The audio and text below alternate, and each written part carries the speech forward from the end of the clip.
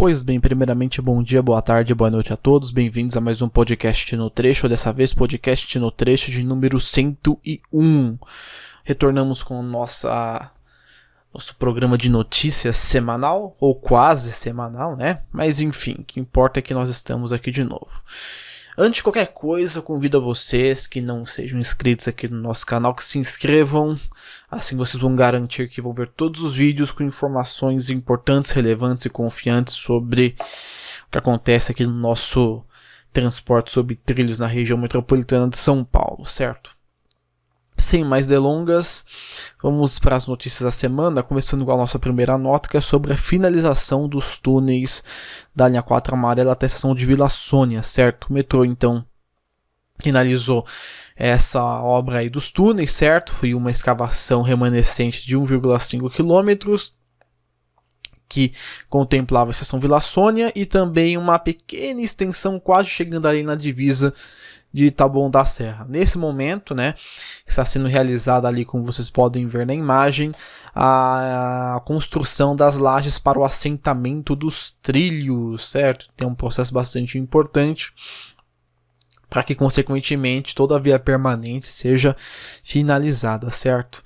É bom ressaltar que esse processo de construção dos túneis ele foi um processo bem gradual, bem demorado, porque o trecho entre Faria Lima e São Paulo Morumbi não foi feito através do shield, né, o famoso tatuzão.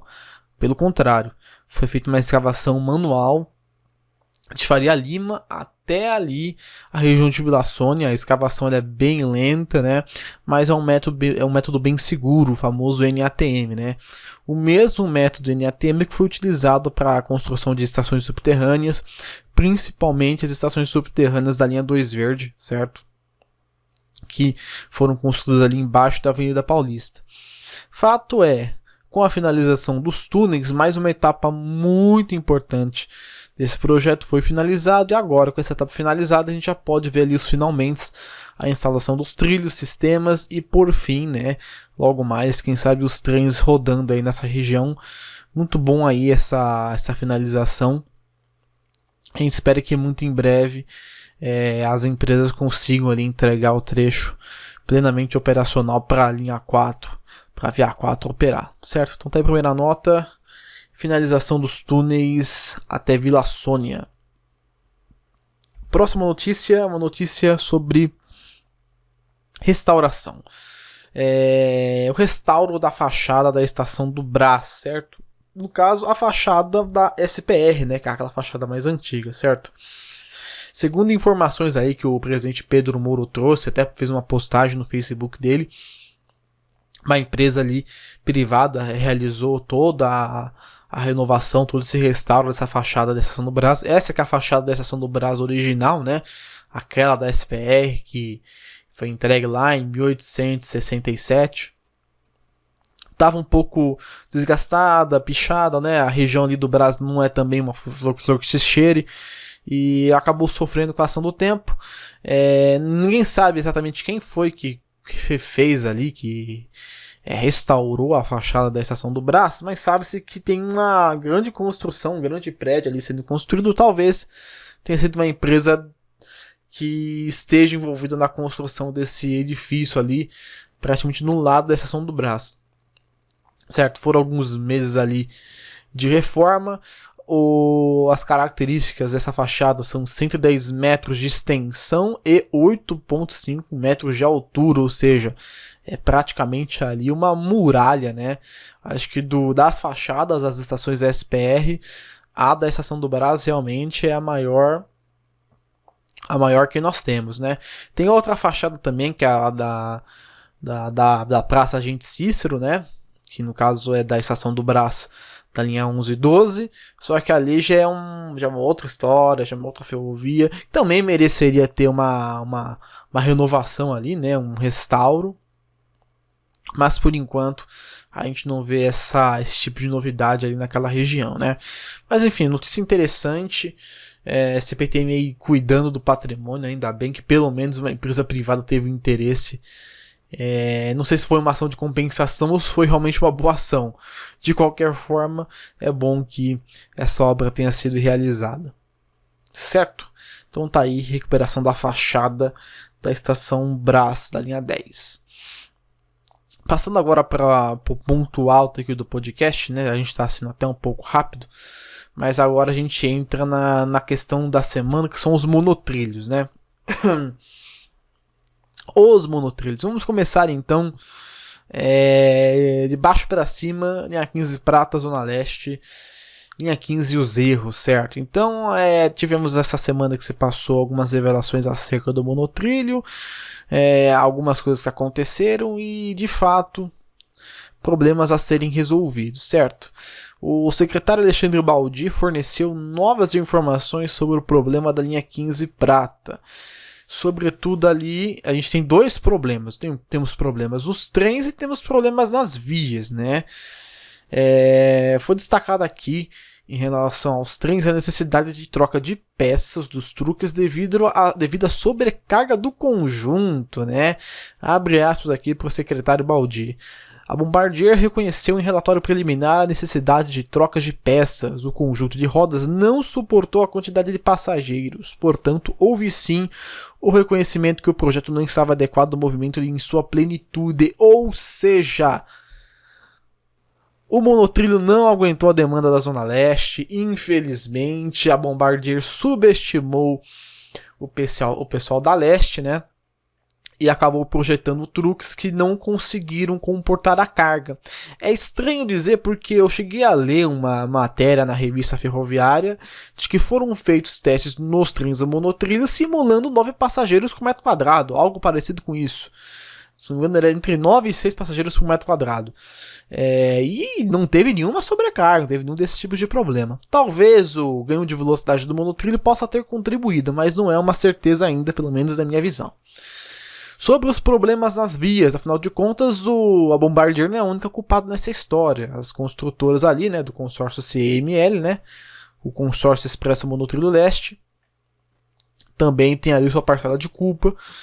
Foram identificados cerca de 195 pontos onde a via estava com irregularidades. Essas irregularidades estão em processo de correções. Lembrando que a gente não sabe qual vai ser o laudo da investigação do IPT, Instituto de Pesquisas Tecnológicas, que foi acionado para fazer um levantamento independente desse problema aí do monotrilho.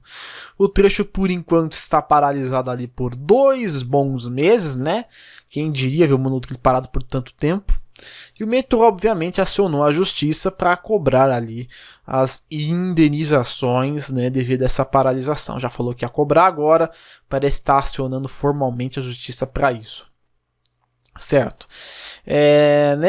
Nesse processo que o metrô abriu, ele acabou citando ali algumas informações interessantes, com uma informação importante de que a causa do acidente, uma das causas desses problemas, foi a questão do contato entre o run flat e o pneu, né, devido muito provavelmente ao deslocamento vertical do trem, né? Para quem não sabe, você tem ali o pneu propriamente dito, né, a parte de borracha, e o run flat é um disco de um material um pouco mais, um disco polimérico, resistente, né?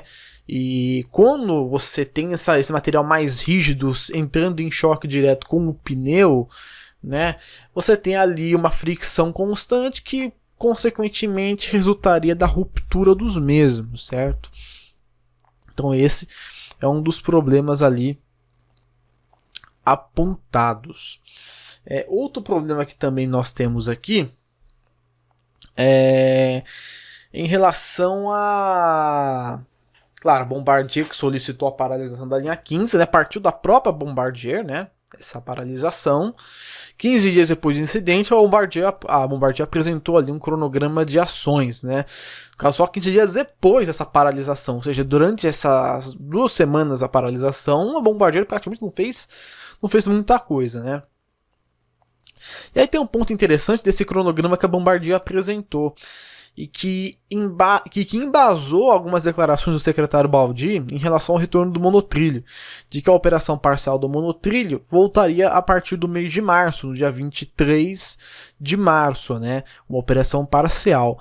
O que a gente só não sabia dessa operação parcial, que muito se perguntou, vai ser com menos trem, vai ser com velocidade reduzida, vai ser com menos estações, como é que vai ser? Ninguém sabia, né? Só que a gente acabou sabendo aí por meio desse processo que o metrô abriu, que a operação parcial sugerida pela Bombardier e pelo consórcio CML era de operar o trecho entre Vila Prudente e Oratório com carros isolados e velocidade máxima de 30 km por hora, ou seja, era uma operação pior, mas bem pior do que aquela que você tinha na operação assistida ali, né? Que lembra aquela operação ali que tinha horário restrito até 15, 16 horas, sabe? Era uma operação muito ruinzinha, sabe? Então, o metrô, claro, insistiu em tentar abrir a linha inteira, mas só que o consórcio ali, inclusive o Bombardier, não insistiram nessa versão, não quiseram colocar ali a mão no fogo para que a operação fosse plenamente retomada. O prejuízo, então, ficou para o metrô, que está bancando o Paese e está perdendo a receita tarifária que ela não está obtendo. Então, o que acontece nessa situação? O metrô está entrando em prejuízo e vai querer cobrar um ressarcimento desse prejuízo. Entre os dias 29 de fevereiro e 23 de março, o prejuízo do metrô beirava 15 milhões de reais, certo? Na justiça, o metrô exigiu as seguintes coisas: 48 horas para emissão de um relatório da causa raiz dos problemas, incluindo dados integrais dos testes, e 10 dias para elaboração de um plano para a retomada da operação. Tudo isso sob multa de 500 mil reais por dia em caso de descumprimento. Então nós temos ali tudo dando errado para a linha 15. Trem que não suporta a demanda de passageiros, vias que foram feitas porcamente, relatório que não é emitido nas datas corretas, ou emitido tardiamente, o custo do Paese, a receita que o metrô não tem, certo? Então, e claro, a população que não tem um transporte de qualidade. Claro, a gente não sabe ainda qual vai ser o desfecho dessa história, o que a Bombardier vai fazer, o que o consórcio da construtora vai fazer, e a gente nem sabe qual vai ser a resolução do IPT em relação a isso. O fato é que a linha 15 segue parada, sem prazo para abrir, né? A linha que ia abrir plenamente em abril vai deixar para abrir sabe-se lá quando, até por causa da pandemia, né? A restrição dos transportes acabou vindo a calhar ali para a linha 15 prata.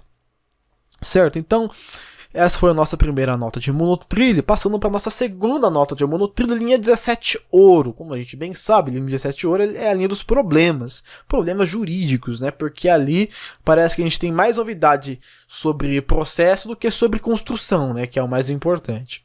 Vamos então dividir aqui em duas partes, né? A primeira parte eu coloquei aqui como título: tirar o corpo fora. Por que tirar o corpo fora? Seguinte, consórcio monotrilho integração formado pelas empresas Andrade Gutierrez, CR Almeida e MPE tentam evitar multas e a proibição de participar em licitações. Quem lembra do consórcio CMI? O consórcio CMI foi justamente o consórcio que não cumpriu o cronograma das obras da linha 17 ouro, né? Teve aquela treta lá de que o metrô congelou a fase 2 e 3, e o consórcio CMI ficou bravo, falou que estava errado, que não tinha que cancelar, e decidiu fazer, o que aparenta ser, decidiu fazer corpo mole nas obras, né? Chegou até a desmontar canteiro de obra. O metrô, por sua vez, não é besta. Rescindiu o contrato de forma unilateral, aplicou uma multa de 88 milhões de reais, que eles querem contestar na justiça, além da proibição das empresas citadas em participarem de licitações pelos próximos 2 anos. O consórcio, né, para quem não sabe, também envolveu uma ação contra o metrô devido à suspensão dos lotes 2 e 3, né, das fases 2 e 3, que seriam a fase 2 até Jabaquara, a fase 3 até São Paulo Morumbi, certo? Além do fato de que, né, não bastasse essa questão ali do consórcio CMI está com esse problema em relação às obras. A Constran, que é a empresa que assumiria o restante das obras civis, também está com o contrato barrado devido a uma decisão judicial de concorrentes. Então não basta a empresa que não fez o que deveria ter feito entrar com recurso, né, contra as multas, né, decorrentes da sua responsabilidade. Não. A gente também tem que ter isso paralelo, né? A gente tem que ter uma empresa que quer retomar as obras, não conseguindo retomar porque a justiça parou, travou o contrato. Então a gente vê aí, né, a linha 17 sendo um exemplo de obra pública que não deve, né, se repetir aí nas próximas gestões. E você pensa que é só isso? Não, meus caros amigos, tem mais ainda, né?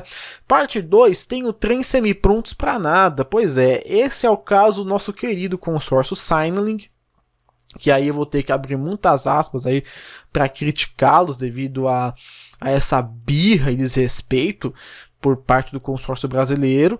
Infelizmente, a postura que eles assumiram aqui, vocês vão ver na notícia aqui que eu vou falar para vocês, que a postura que eles tomaram ali em relação a algumas questões foram absurdas. Tem que perder mesmo, cara, não tem o que falar. Muito triste ali por essa postura do consórcio brasileiro. Enfim, consórcio Signaling, para quem não sabe, formado por Tetrans, Bom Sinal e Molinari, eles entraram na justiça contra a BID. Por que eles entraram na justiça? Porque eles ofereceram o menor preço e acabaram perdendo a licitação por conta de não cumprirem ali os requisitos mínimos previstos no edital do metrô. Quem acabou assumindo foi a BID, eles querem impedir isso, certo? Impedir essa assinatura do contrato que prevê a construção dos 14 trens, do sistema de sinalização, porta de plataforma, etc. O consórcio Signaling ofereceu o menor preço, mas foi desqualificado por não atender os critérios técnicos como experiência na execução de projetos de sinalização, financeiros não atingindo o patrimônio líquido requerido. Além desse fato, o consórcio também acusa o metrô de falta de isonomia, direcionamento favorável à BID e erro de cálculo no patrimônio. Então, são várias alegações ali, né, que o consórcio Signaling faz, né? E a gente vai citar aqui alguns pontos que foram destacados pelo site Metrô CPTM, que teve acesso ao processo. Aliás, acessem o site do cara lá. É uma fonte, a melhor, acho que atualmente deve ser uma das melhores fontes, uma das melhores referências para notícias que a gente tem hoje. Isonomia, certo? Isonomia é basicamente o direito de igualdade de todos os concorrentes nas licitações, né? Segundo nosso querido consórcio Signaling, não houve isonomia porque foram realizadas visitas para a BID, além da falta de transparência ao decorrer de todo o processo licitatório. Patrimônio, vou abrir aspas aqui para o consórcio Signaling, que diz o seguinte: por que o patrimônio líquido tem que ser tão alto, né? Meio que questionando ali essa questão ali do patrimônio líquido, querendo dizer que essas exigências acabam barrando a participação de empresas brasileiras de pequeno e médio porte. De certa forma, convenhamos, eu não acho que botar empresas de pequeno e médio porte para fazer uma obra desse naipe seja uma boa decisão. Não querendo restringir essas empresas, mas elas poderiam entrar num consórcio mais forte, né? Não adianta querer participar sozinho que não vai render muita coisa. Mas prosseguindo. Sinalização, Molinari, né? A Molinari apresentou experiência na instalação de uma linha na Malásia com o sistema da Thales. Isso é o que o consórcio Signaling alega. Entretanto, segundo aqui a notícia nos fala, nem a operadora da linha na Malásia, nem a própria Thales reconheceram a contribuição da Molinari com a instalação do sistema de sinalização. Ou seja, aparentemente ali a Molinari está mais por fora do que aro de bicicleta, né? Do que pneu de bicicleta. Mas enfim, não sei porque eu usei essa analogia. Além do fato aqui de que o consórcio Signaling acusa a BID de não possuir certificações e aprovação das próprias autoridades reguladoras chinesas. Então tá falando que a BID não tem ali um aval, um selo de qualidade de instituições reconhecidas. Problemas financeiros, cálculos confusos, A gente tem ali a questão da soma ao total de patrimônio contra o patrimônio líquido percentual para a participação de cada membro do consórcio. Então, o que acontece ali? Tem uma questão do cálculo de patrimônio, né, o patrimônio líquido, que ele tem que ser compatível com a oferta que foi realizada na licitação, certo? O consórcio diz ter comprovado cerca de 127 milhões de reais líquidos em patrimônio, certo? Que habilitaria o consórcio Signaling a participar da licitação. Entretanto, o cálculo do metrô, levando em consideração o patrimônio percentual de cada membro, calculou apenas 52,8 milhões líquidos, o que eliminaria o consórcio Signaling dessa licitação. Agora a gente entra na parte que é a parte, mais uma vez, é a parte mais triste da situação. Que aí, claro, existe ali uma desconfiança, mas tem uma questão muito feia ali por parte do... Feia, cara, é feio, sabe? Acho que não tem um adjetivo melhor para definir do que feio, né? Enfim.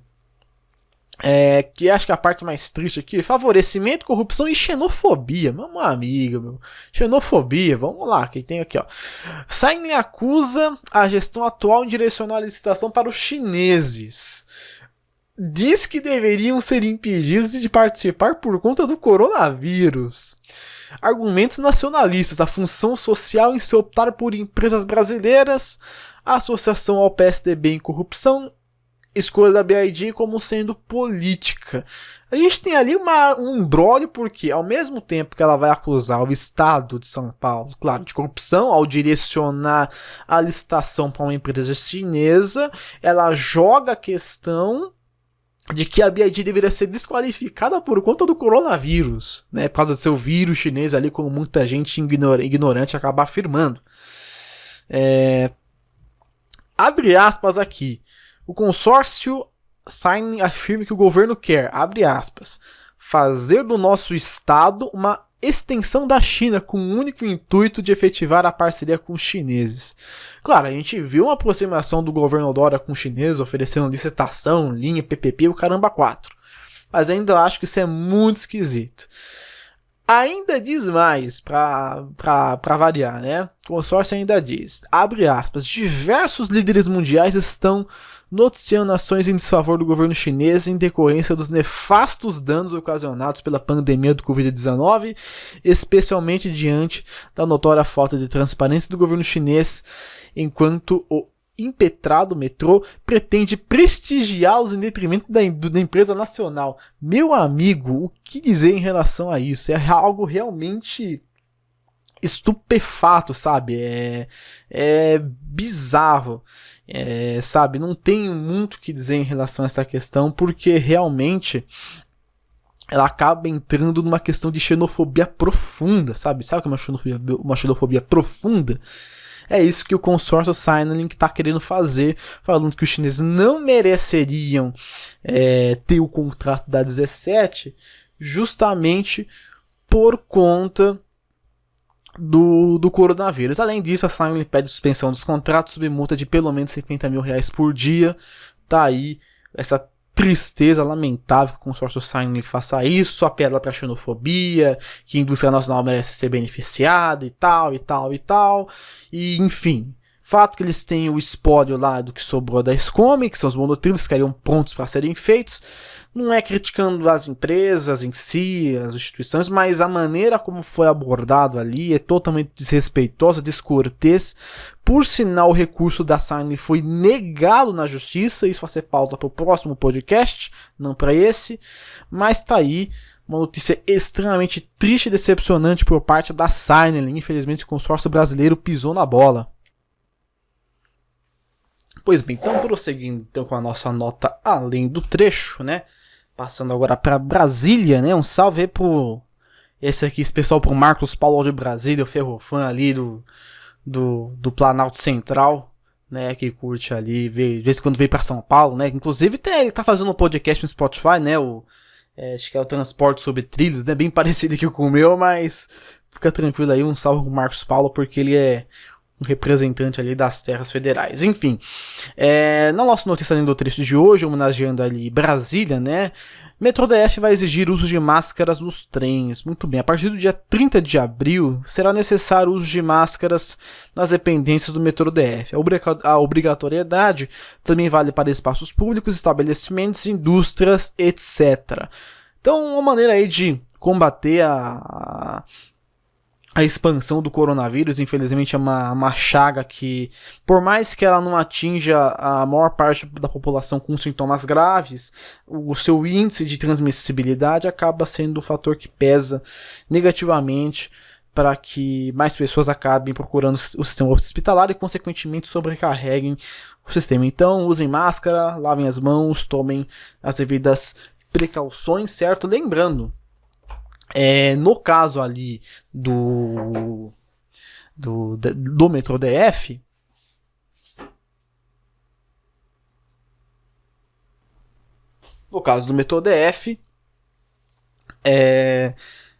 não só do Metrô DF, mas no geral, a multa para quem descumprir vai ser de cerca de R$2.000. Então, quem for ali pro DF vai evitar tomar uma multa de R$2.000 na cabeça. Não é hora de você ficar fazendo dívida por falta de higiene e precaução, certo?